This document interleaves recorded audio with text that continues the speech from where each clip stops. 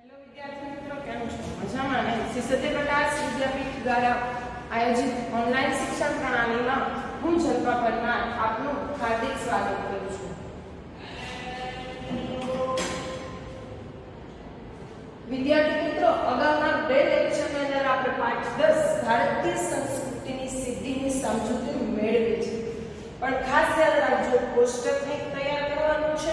હવે ભારતીય સંસ્કૃતિની સિદ્ધિ જે બે લેક્ચરની અંદર એનું થોડું પુનરાવર્તન કરી લઈએ. ત્રણ બાબતને ધ્યાનમાં લીધી છે. પ્રકૃતિ એટલે સહજ સ્વભાવ, સંસ્કૃતિ એટલે સહજ સ્વભાવથી ચડિયાતું અથવા તો વધારે, અને વિકૃતિ એટલે કે ન સંસ્કૃતિમાં આવતું હોય ન પ્રકૃતિમાં આવતું હોય એને કીધી છે વિકૃતિ. બંનેની વચ્ચે સાવ નીચા પાડવાનું કામ કરતું હોય તો એ વિકૃતિ છે. એક ઉદાહરણ દ્વારા પણ આપણે જોયું કે સંસ્કૃતિ, વિકૃતિ અને પ્રકૃતિની વચ્ચેનો તફાવત. માણસને ભૂખ લાગે છે તો માણસ ખાય છે, એ એની પ્રકૃતિ છે. ન લાગવા છતાંય માણસ ખાધા કરે તો એની વિકૃતિ છે. અને ભૂખ લાગી છે છતાંય ખાતો નથી માણસ અને કહે છે કે આજે મારે ઉપવાસ છે. પણ એ ઉપવાસ શેના માટે રાખેલું છે? તો કે ઈશ્વરનું સ્મરણ કરવા માટે. એને કહેવાય છે સંસ્કૃતિ. હવે લેખક એક વાતને ખાસ ધ્યાનમાં લીધી છે. છેલ્લા લાસ્ટ લેક્ચરની અંદર આપણે જોયું કે વિદેશી સંસ્કૃતિના જે સંસ્કૃતિ છે એને અપનાવો, પણ એની અંદર રહેલી જે વિકૃતિ છે એને આપણે સ્વીકારવાની નથી. આવું લેખક કહે છે કે માણસને બે ઉદાહરણ દ્વારા આપવામાં આવે કે કાગડો કાળો છે, એ જન્મથી છે, એ એની પ્રકૃતિ છે. તો આપણે એમ ન કહી શકીએ કે એ કાળો છે એટલે એના બધા ગુણ કેવા હોય? કાળા. પણ એની જ સામે સફેદનું ઉદાહરણ આપ્યું કે બગલો સફેદ છે, પણ આપણે એને એટલા માત્રામાં નથી સારું કહેતા, એની આપણે પ્રકૃતિ માનીને નથી કહેતા. પ્રકૃતિથી આગળ વધવા માટે સંસ્કૃતિ જરૂરી છે.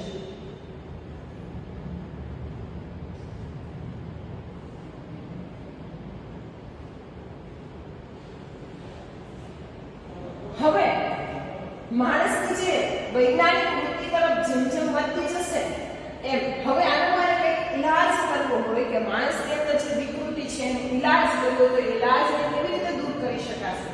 તો કે એને વિકૃતિને ક્ષીણ કરવા માટે માણસ સતત પ્રવૃત્તિશીલ રહેશે. વૈજ્ઞાનિક વૃત્તિમાં તેનું ધ્યાન સતત વહેતું રહેશે.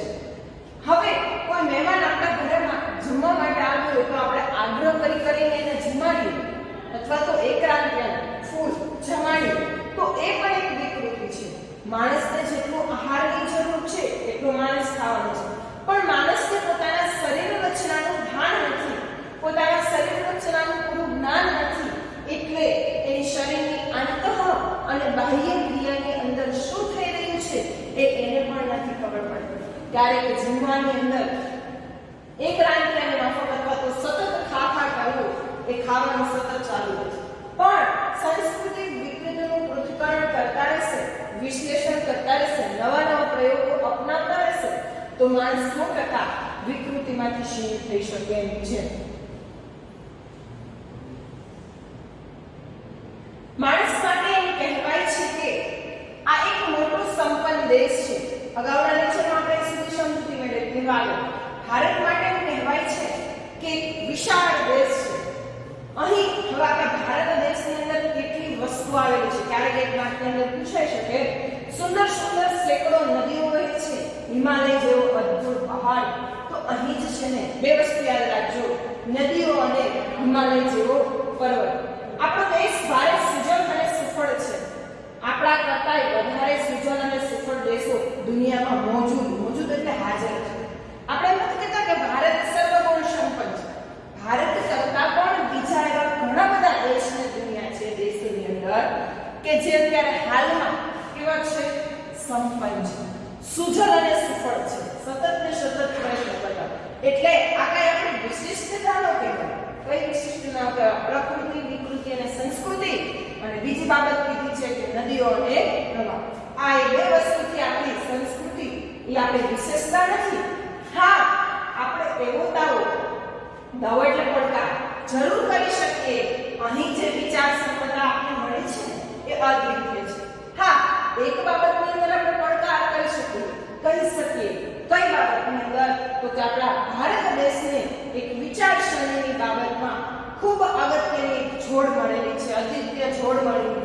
વિચાર સમજદાર વિચારોની આપ-લે કરવાની. હું કોઈ અભિમાનથી નથી કહેતો, આવું લેખક કહે છે કે હું આ બાબતનો અભિમાન નથી કરતો કે આપણા ભારત દેશની વિચારસરણી ખૂબ શ્રેષ્ઠ છે, અદ્વિતીય છે, એવું હું અભિમાન નથી કરતો. જો હું કોઈ બીજા દેશમાં જન્મ્યો હોત તો પણ નિષ્પક્ષપણે તટસ્થતાથી ભારત વિશે આવું કહે કે ભારતનો વિચાર વૈભવ ખરેખર અદ્વિતીય છે.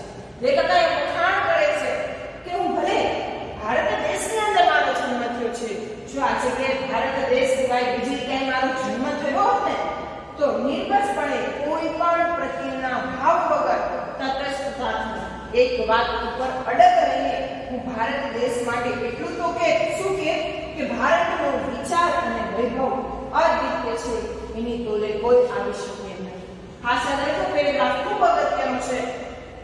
સુંદર અને સેંકડો નદીઓ અને હિમાલય જેવો પર્વત મળ્યો છે એટલે આપણો ભારત સર્વગુણ સંપન્ન નથી એવા ઘણા બધા દેશો છે અત્યારે હાલમાં હાજર છે જેને આપણે પણ ભારતની વિશિષ્ટતા નથી કહેવાતી, વિશિષ્ટતા નથી કહેવાતી. હા, આપણે એક પડકાર જરૂર કહી શકીએ છીએ કે આપણા ભારત દેશની જે વિચારસરણી છે એની તોલે કોઈ આવી શકે એમ નથી.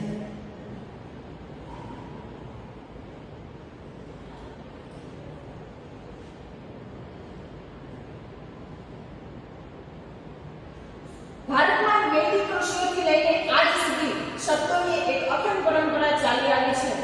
ભારતમાં પ્રાચીન સમયથી વૈદિક ઋષિઓથી પ્રાચીન સમયથી ઋષિઓ મુનિઓના સમયથી આજ સુધી એક શબ્દોની અખંડ એટલે કે સતત પરંપરા ચાલી આવી છે. હું દુનિયામાં બીજા કોઈ દેશ એવો નથી જોતો જ્યાંની ભાષામાં 10,000 વર્ષોથી એના એ શબ્દ ચાલ્યા આવતા હોય. ભારતમાં શબ્દ સમૃદ્ધિનું જેટલા ઊંડાણથી ચિંતન થયું છે ને એટલું બીજે ક્યાંય નથી થયું. લેખકો કહે છે કે દુનિયાના કોઈ પણ દેશને એવો નથી જોતો, જો આપણા ભારત દેશની સરખામણી કરવામાં આવી છે કે દુનિયાના કોઈ એવા દેશો નથી કે જ્યાં પ્રાચીન સમયથી જે પરંપરા ચાલી આવતી હોય, પ્રાચીન સમયથી જે શબ્દ બોલાતા હોય, 10,000 વર્ષોથી જે શબ્દ બોલાતા હોય એ શબ્દ સંધિનું હજી ચિંતન ચાલુ છે. આવું કોઈ બીજા દેશની અંદર મને જોવા મળ્યું નથી. ભારતે પોતાના પુરાણા શબ્દોને તોડ્યા નથી. ભારતે આ એક એમસીક્યુમાં પૂછાઈ શકે, ભારતે પોતાના પુરાણા એટલે પ્રાચીન જૂના શબ્દોને હજી એનું ખલન નથી કર્યું કે એને તોડી નથી નાખ્યા. એ જ પરંપરા હજી પણ ચાલી આવે છે. નવા જરૂર બન્યા છે. ભારત દેશની અંદર સુધારો થયો છે 100%, પણ જે વૈદિક પરંપરાઓથી જે શબ્દો બોલાઈ રહ્યા છે એ શબ્દોને ક્યારેય હજી તોડવામાં આવ્યા નથી. સાથે જૂના શબ્દોમાં નવા અર્થ નાખીને તેનો વિકાસ કર્યો છે. આ શબ્દ પરંપરા ભારત પહેલેથી જ આજ સુધી અખંડ ચાલી આવી છે અને બીજે ક્યાંય આવું જોવા નથી મળતું. હા, જૂના શબ્દોની અંદર નવો શબ્દ નાખીને ફેરફાર કર્યો છે પણ એ શબ્દને જળ મૂળમાંથી કાઢી તો નાખવામાં આવ્યો છે. પ્રાચીન શબ્દ પણ જળવાઈ રહ્યો છે અને જે સુધારો વધારો કર્યો છે નવો શબ્દ પણ આવી અને નવો શબ્દ બની જાય છે. આ પરંપરા જોઈએ તો આપણા ભારત દેશની અંદર જ જોવા મળે છે, બીજે ક્યાંય જોવા મળતી નથી. યસ્કાચાર્યએ કહ્યું છે કે આપણી સનાતન છતાંય નિત્ય અને નૂતન સંસ્કૃતિ છે. એક યસ્કાચાર્ય કહ્યું છે કે આપણી સનાતન એટલે કાયમી છતાંય નિત્ય અને નૂતન એટલે નવી સંસ્કૃતિ છે. આપણી ભીતર એક અખંડ તંતુ કાયમ છે. કયું તંતુ? તો કે વિચારોનું તંતુ કાયમ માટે રહેલું છે. ભલે આપણા અંદર સુધારો થયો, નવા શબ્દો બનાવવામાં આવ્યા, પણ આપણી ભીતર એક જે અખંડ તંતુ છે, જે વિચારોનું તંતુ છે, એ તો કાયમી માટે જળવાઈ રહ્યું છે. પુરાણા જમાનાના કોઈ ઋષિ આજે આવે ને તો તેને આપણે બાયોવેશ ભલે દીધું પણ એનું આપણામાં એવું કંઈક અવશ્ય દેખાશે જે લીધે એ બોલી ઉઠશે આ મારા જ બાળકો છે. ખાસ યાદ રાખજો, 2 માર્કના પ્રશ્નની અંદર જવાબ પૂછાયો. પુરાણા જમાનામાં એટલે કે પ્રાચીન સમયમાં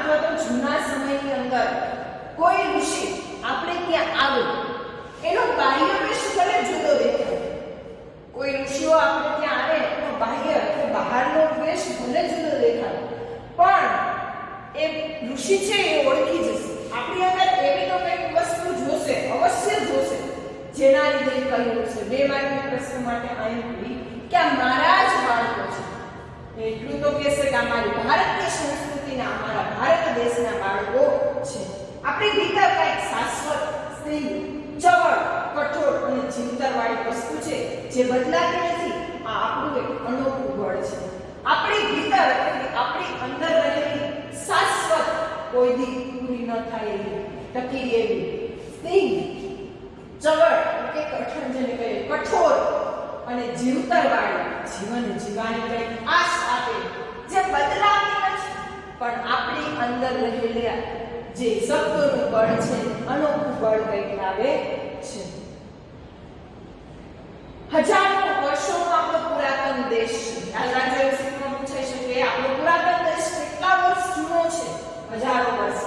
જ્યારે બીજા દેશોના ઇતિહાસનો આરંભ પણ નહોતો થયો, જ્યારે આપણા પ્રાચીન સમયથી આપણા ભારત દેશની વાત કરવામાં આવી છે કે જ્યારે બીજા કોઈ દેશની અંદર શરૂઆત નથી થઈ, ફક્ત આપણા ભારત દેશની, ત્યારે આપણા પૂર્વજોએ ગૌરવ શિખર ઉપર પહોંચી ગયા હતા. ત્યારે આપણા પૂર્વજો, જૂના જમાનાના જે ઋષિમુનિઓ છે એ શિખર ઉપર ચડી અને યાત્રા કરાવે છે. અનેક પરિવર્તન આવ્યા છતાંય અહીંની પરંપરા અતૂટ રહી છે, જે પ્રાચીનતમ કાળ સાથે આપણે જોડી રાખી છે. સ્થળ કાળના ભેદો છતાંય અહીં એકતાનું દર્શન થાય છે. એકતાનું દર્શન એટલે આપણા ભારત દેશની ઘણા બધા પરિવર્તન આવ્યા છે, ઘણી બધી પરંપરાઓ છે, પણ પરંપરાને તોડવાનું નથી કામ કર્યું, સતત અતૂટ રાખી છે. પ્રાચીનતમ કાળ સાથે આપણી જે નવી સંસ્કૃતિ આવી છે એને પ્રાચીન સંસ્કૃતિ સાથે સતત અતૂટ રાખી છે. જોડને ક્યારે તોડવા નથી. ભલે સ્થળ અને સમયના ભેદભાવ આવ્યા પણ છતાંય આપણા ભારત દેશની અંદર એકતાનું દર્શન થાય છે. અહીં કહેવાયું છે કે દુર્લભ ભારતે જન્મ. આપણો આ ભારત દેશ પરમ અને પવિત્ર દેશ છે.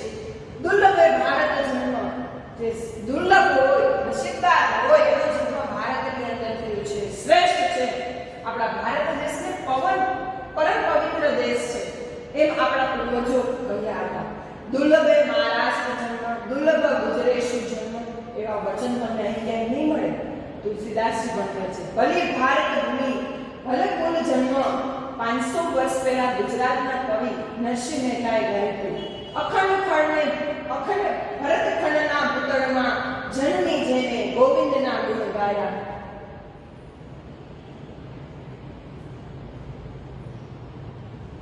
એવું કહેવાયું છે કે ભારત દેશની અંદર જન્મ છે દુર્લભ.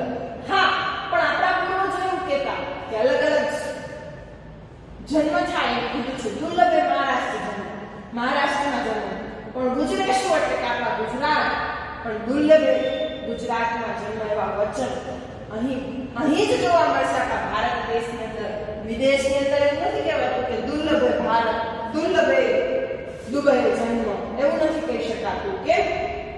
તો કે આવા શબ્દ આપણી વાણી, આપણી વિચારસરણી એક આપણા ભારત દેશની અંદર જ જોવા મળે છે. તુલસીદાસજી પણ કહે છે, ભલી ભારત ભૂમિ, ભલે કોનો જન્મ. આપણી ભારત ભૂમિ અને આપણો જન્મ એને શ્રેષ્ઠ માને છે તુલસીદાસ. 500 વર્ષ પહેલા ગુજરાતના કવિ નરસિંહ મહેતાએ ગાયું હતું, કહ્યું ભરતખંડના ભૂતળમાં જન્મી જેને ગોવિંદના ગુણ ગાયા. ભરતખંડ એટલે આપણા ભારત દેશની ઉત્તરતે જમીન પર જન્મીને જેને ગોવિંદના ગુણ ગાયા તે ધન્ય છે. આજ વાત અસમના શંકરદેવ અને માધવદેવને પણ કહી. ન નરસિંહ મહેતા ગુજરાતનો મહિમા ગાયો, ન શંકરદેવે અસમનો મહિમા ગાયો.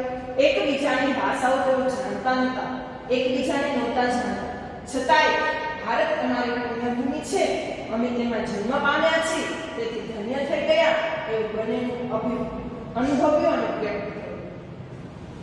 હવે ભલે અસમના શંકરદેવનો જન્મ થયો અને આપણા ભારત દેશની સૌરાષ્ટ્રમાં નરસિંહ મહેતાનો જન્મ થયો, પણ નરસિંહ મહેતા એવું નથી કહેતા કે ભાઈ હું મારા ગુજરાતનો મહિમા ગાઈશ અને હું મારા અસમનો મહિમા ગાઈશ. નહીં, એકબીજાની ભાષા નહોતા જાણતા, એકબીજાને ઓળખતા નહોતા, છતાંય બંને હંમેશા ભારતની એવી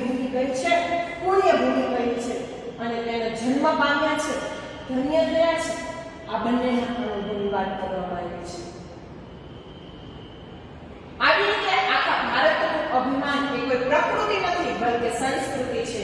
આખા ભારત દેશનું હું વખાણ કરું તો એ આપણી પ્રકૃતિ નથી, જે છે સહજ છે, એ રજૂઆત થાય છે, બલકે પણ સંસ્કૃતિ છે. જ્યાં એવી ભાષાઓ છે કે ન જાણતો હોય તેને શીખતા વર્ષો નીકળી જાય. આપણા ભારત દેશની ભાષા એટલે કે જેને કઈ ન આવડે, ન જાણતો હોય અને શીખવા માટે એને વર્ષો નીકળી જાય છે. અહીં વિવિધ ભાષા અને અપરંપરાગતવાળા ભૂખંડને એક દેશ માનવો એ સંસ્કૃતિ છે. વિવિધ ભાષાઓ, વિવિધ પરંપરાઓ, વિવિધતાવાળા માણસો આ ભૂખંડના ભારત દેશની અંદર આ દેશ માનવો એ આપણી સંસ્કૃતિ છે. પ્રકૃતિથી ઉપરને ઉઠીને આ સંસ્કૃતિ સદાય છે. એવી ભારતીય સંસ્કૃતિને આપણે જાળવવાની અને આગળ વધારવાની છે. પ્રકૃતિથી ઉપર આગળ વધીને તો એ શેમાં જવાય તો કે સંસ્કૃતિમાં. પ્રકૃતિથી આગળ વધીને શેમાં જવાય તો કે સંસ્કૃતિમાં. હવે આ બંનેને દૂર કરવાનું કામ કોણ કરશે? વિકૃતિને દૂર કરવાનું કામ કરશે. વિદ્યાર્થી મિત્રો ખાસ યાદ રાખજો કે જ્યારે પાઠની શરૂઆતની અંદર 3 શબ્દોની વાત કરી, સંસ્કૃતિ, પ્રકૃતિ અને વિકૃતિ.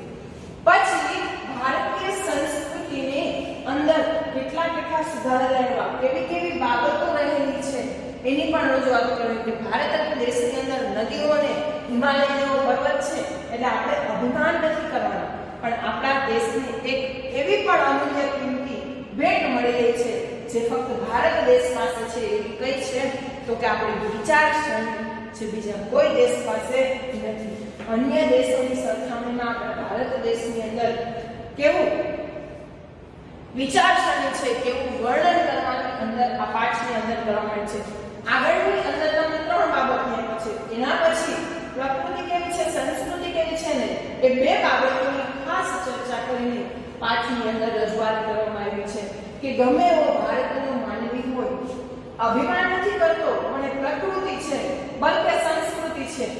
આવી અનેક ભાષાઓ છે, માણસ ન જાણતો છે, બહારની દુનિયાનો માણસ ન જાણતો અને શીખવા માટે જો તૈયાર થાય તો એના માટે વર્ષો નીકળી જાય છે. એવી આપણી ભારત દેશની ભાષા અને વિચારસરણી રહેલી છે. વિદ્યાર્થી મિત્રો પાઠના એટલું જ કહીશ કે 3 બાબતને ધ્યાનમાં લેવાની છે, પ્રકૃતિ, વિકૃતિ અને સંસ્કૃતિ. હવે 3 બાબતના આધીન આખા પાઠની અંદર પ્રકૃતિ, વિકૃતિ અને સંસ્કૃતિની દ્વારા આપણે એક વસ્તુને દૂર કરવાની છે જે વિકૃતિ છે. પણ એ વિકૃતિ કઈ રીતે દૂર થશે તો કે માણસની અંદર જ્યારે વૈજ્ઞાનિક વૃત્તિ આવશે, માણસની અંદર જ્યારે પ્રવૃત્તિશીલ સતત બનતો રહેશે ત્યારે માણસની અંદર જે વિકૃતિ છે એ આપોઆપ નાશ થવા લાગશે, આપોઆપ ક્ષીણ થવા લાગશે.